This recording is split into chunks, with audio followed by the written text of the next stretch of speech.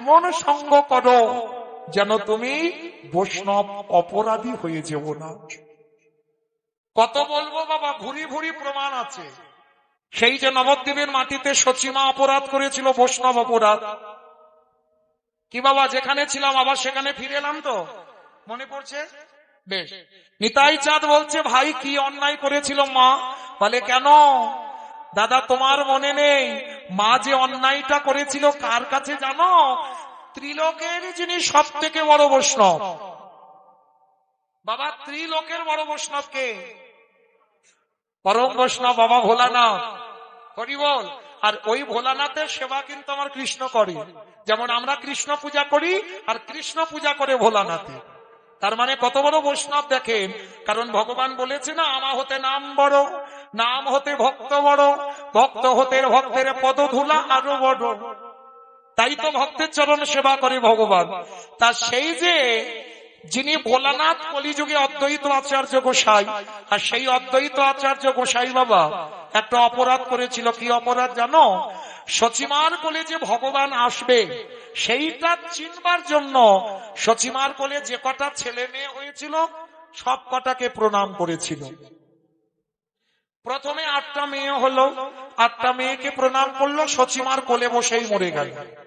নবম গর্ভে বিশ্বরূপ এলো, তাকে প্রণাম করলো, 16 বছর বয়সে সন্ন্যাসী হয়ে চলে গেল। আচ্ছা বাবা আপনারাই বলেন, ওই লোকটার প্রণামে যদি 8টা মেয়ে মরে যায়, বড় ছেলে চলে যায়, মায়ের ভয় হবে না? তার মানে নিমাইকে প্রণাম করলে নিমাইও চলে যাবে। বাবা দরকার নেই, ওকে আমার বাড়ির ধারে কাছে আসতে দেব না। কারণ বাবা এই অদ্বৈত আচার্যের কত শক্তি জানো? একটুখানি বলি। জানো অদ্বৈত আচার্যের ছোটবেলার নাম ছিল কমলাক্ষ। এই কমলাক্ষ একদিন মার সঙ্গে গিয়েছিল নবদ্বীপে বেড়াতে। আর বেড়াতে গিয়ে দেখছে মা একটা কালী মন্দির আছে। আর কালী মন্দিরটা দেখে মা নাভা দেবী কমলাক্ষকে বলছে, বাবা একবার প্রণাম কর মাকে। তা কমলাক্ষ বলছে, ও মামা প্রণাম করব না। কেন করবি না? বলে ও মা যদি আমি প্রণাম করি তাহলে মূর্তি এক্ষুনি দ্বিখণ্ডিত হয়ে যাবে। তা মা বলছে, তুই কি নিজেকে বড় সাধক মনে করিস? হ্যাঁ, তুই প্রণাম করলে মূর্তি ভেঙে যাবে? বলে হ্যাঁ সত্যি বলছি। কিন্তু বাবা যার মন্দির সে এসে বলছে, রেগে গেছে, কমলাক্ষ তোর এত বড় নিজে নিজে এত অহংকার যে তুই প্রণাম করলে আমার পাথরের বিগ্রহ ভেঙে যাবে? বলে হ্যাঁ। তবু বলছিস হ্যাঁ, ওই প্রণাম কর। বলে ঠিক আছে করছি, কিন্তু তবে যদি ভেঙে যায় আমাকে কিন্তু বকাবকি করবে না। বলে ঠিক আছে বকবো না, তুই প্রণাম করে কই ভাঙ। অমায়েরা অদ্বৈত আচার্যকে বাবা ভোলানাথ আর মাকে প্রণাম করবে, মা নিতে পারবে প্রণাম? তা যেই না বাবা যাচ্ছে গুটি গুটি পায়ে, ছোটবেলার কমলাক্ষ, এরা জগতে তো চেনে না, মাকে চিনবে না নিজের স্বামীকে? ঠিক চিনতে পেরে গেছে। তা যেই না গুটি গুটি পায়ে যাচ্ছে কমলাক্ষ, আর গিয়ে মার পায়েতে এখনো মাথাটা দেয়নি, মানে সবে দিতে যাবে, সঙ্গে সঙ্গে একেবারে মাঝখান থেকে মূর্তিটা, কালী মূর্তিটা দ্বিখণ্ডিত। সত্য অবাক হয়ে গেল নবদ্বীপে। দৈববাণী করলো, ভবতারিণী মা প্রাণনা, তোমার সাহস হলো কি করে তোমার মাথাটা আমার পায়ে ঠেকানো? বলে প্রিয়ে আমি ঠেকাতে চাইনি, ওরা তোমায় চিনতে পারেনি, আমি কি করব বলো? তাহলে জড় জগতে যখন এসেছি তাদের মতো তো আমার একটু চলতে হবে, ওদের জন্য আমি প্রণাম করতে গেলাম, আমায় ক্ষমা করে দাও, আমায় ভুল হয়েছে, আর জীবনে ভুল করব না। তাহলে সেই কমলাক্ষ যিনি অদ্বৈত আচার্য, কত শক্তি! সচিমার 8টা মেয়েকে প্রণাম করেছে, একটা একটা করে মরে গেল। বড় ছেলেকে প্রণাম করেছে, সন্ন্যাসী হয়ে গেল। এইবার ছোট ছেলেটাকে প্রণাম করবে, মানে নিমাইকে। আর নিমাইকে প্রণাম করবে বলে অদ্বৈত ঘরে সবে একটা পা, মা বারান্দায় দাঁড়িয়ে বলছে, দাঁড়া, এক পা বাড়াবি না। সবাই তোকে বলে তুই অদ্বৈত, কিন্তু আমি তোকে অদ্বৈত বলবো না, তুই হলি দ্বৈত। হয়ে গেল বাবা। একজন বৈষ্ণবকে দ্বৈতের সঙ্গে তুলনা করলো, আর তাতে কি হলো? বৈষ্ণব অপরাধ। সেই দিন থেকে মা অপরাধী হয়ে আছে। আর আজকে যেই না নিতাই চাঁদ মাকে বলল, মা অনুভব করেছে সত্যি তো আমি অপরাধ। এইবার অদ্বৈত আচার্যের কাছে গিয়ে ক্ষমা চাইলো, আর যেই না ক্ষমা করে দিল, এইবার দুই ভাই দাঁড়ে দাঁড়িয়ে হরিনাম করতে বেরিয়েছে। হরিবল। তাহলে মায়েরা ভালো যদি বাঁচতে হয়, আমার ভগবানের চরণ আশ্রয় করো সকাল সকাল। কেন? শিশুকালে কৃষ্ণ ভজে কৃষ্ণ পাবার আসে, কৃষ্ণ পাবার আসে। যৌবনে কালে কৃষ্ণ ভজে আসে বা না আসে, আসে বা না আসে। বৃদ্ধ কালে কৃষ্ণ ভজে জমে রহ তহন আসে। এই কথাটা বাবা খুব গুরুত্বপূর্ণ কথা। ভজন করতে হবে সকাল সকাল। আবার বলছে কুড়ি ফুলে গোবিন্দ সেবা হবে না বাবা। কোন দিকে যাবে ভক্ত? কুড়ি ফুলে সেবা হবে না। আমার বলছে সকাল সকাল ভজন করতে হবে। কুড়ি ফুল সম আমাদের বাল্যকাল। দেখবেন ছোট ছোট বাচ্চাদের সামনে বসাবে, ওরা কীর্তন শুনছে, কিন্তু বাবা ওদের মধ্যে অত অভিজ্ঞতা নেই বা কীর্তন অত বোঝে না।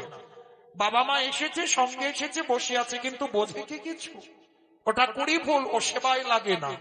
কারণ বাবা আমরা তো সেই ধ্রুবের মা হতে পারলাম না, প্রহ্লাদের মা হতে পারলাম না।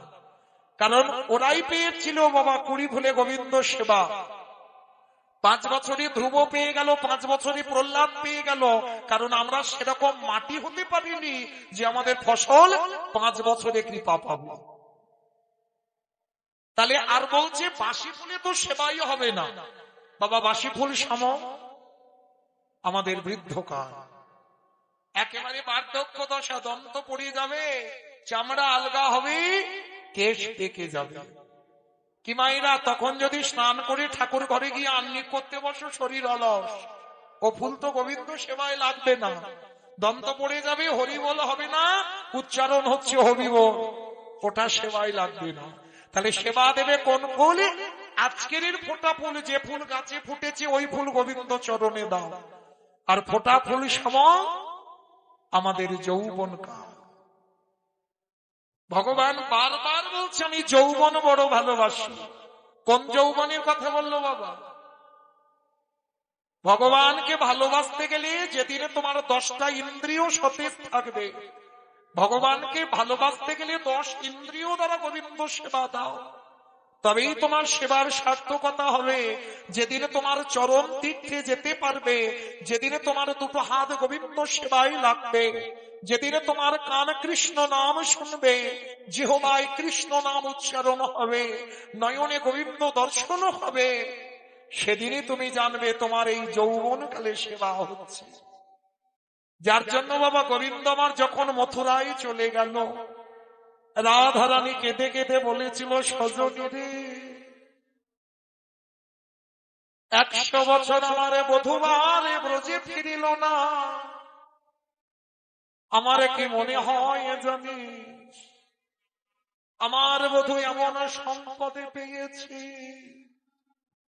যে সম্পদে পেলে আমার কাছে আর কোনদিন ফিরিবে না।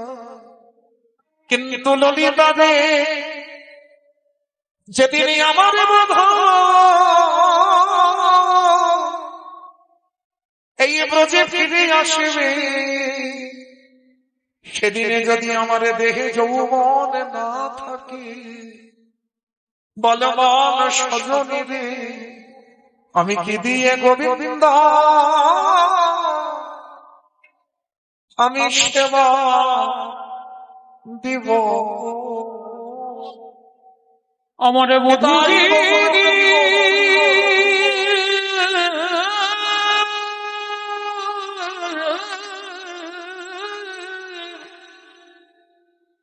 যেদিন আসবে আমি কি দিয়ে গোবিন্দ সেবা দেব?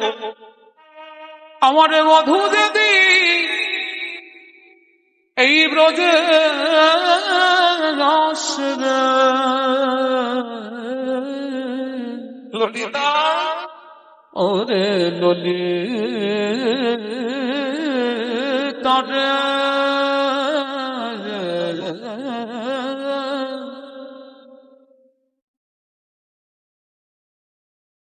আমি কি দিয়ে গোবিন্দ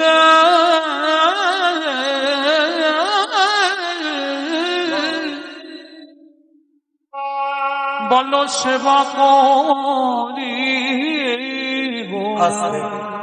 তাহলে চলো আজকের আমাদের যোগ একবার আসে, আর সে যোগ যদি বিয়োগ হয়ে যায় আর যোগে ফিরে আসে না। তাহলে চলো আজকে সবাই যখন আমরা একত্রিত হয়েছি মা সন্ধ্যাবেলায়, আর এই সন্ধ্যাবেলায় আমরা সবাই যাব কিছুক্ষণের জন্য শ্রীধাম নদিয়া নবদ্বীপ ধাম। কারণ বাবা নদিয়ায় না গেলে কীর্তন হবে না, ও যত বড় বড় কীর্তন নিয়ে আসুক না কেন। আগে আমার দুটো ছেলেকে ডাকতে হবে, তবে আমার ছেলে নয়, ভুল বললাম, আমাদের, তাই না? এক হলো আমার নিতাই চাঁদ, এক হলো আমার গৌর চাঁদ। আগে দুটো ছেলেকে ডাকতে হবে, তারপরে কীর্তন হবে। কেন? চৈতন্য চরিতামৃত গ্রন্থে কবিরাজ গোস্বামীপাদ লিখেছে, সংকীর্তন পিতা শ্রীকৃষ্ণ চৈতন্য, সংকীর্তন যজ্ঞে তারে যেই ভজে সেই বড় ধন্য। তাহলে কীর্তনের প্রারম্ভে বাবা সবার মঙ্গলের জন্য, শুধু এ বাড়ির নয়, এই কীর্তন হচ্ছে সবার। তাহলে সবার মঙ্গলার্থে আজকে আমরা যাব নদিয়ায়। কি মা সবাই নদিয়ায় যাবে তো? হাই ভগবান, সবাই যদি চলে যায় তাহলে কীর্তন হবে কাকে নিয়ে? কি গো, সবাই চলে যাবে না? এক্ষুনি যদি তুমি যেতে চাও, তোমার স্বামীর অনুমতি লাগবে, ছেলে বৌমার অর্ডার লাগবে, তারপরে যেতে পারবে। কিন্তু একজন বাবা, তার অনুমতি লাগে না, খুব স্বাধীন। বলো তোমার শেখে মন, মন মন হচ্ছে স্বাধীন। কারণ একে কৈফিয়ত দিতে হয় না, কারোর কাছ থেকে অনুমতি নিতে হয় না। কারণ বাবা যত ফ্লাইটে তুমি দ্রুত যাও না কেন, মনের থেকে দ্রুত নয়। এক্ষুনি চোখটা বন্ধ করে মনে করো আমি বৃন্দাবনে বাঁকে বিহারী লালকে একবার দেখবো, মন সেখানে চলে যাবে না?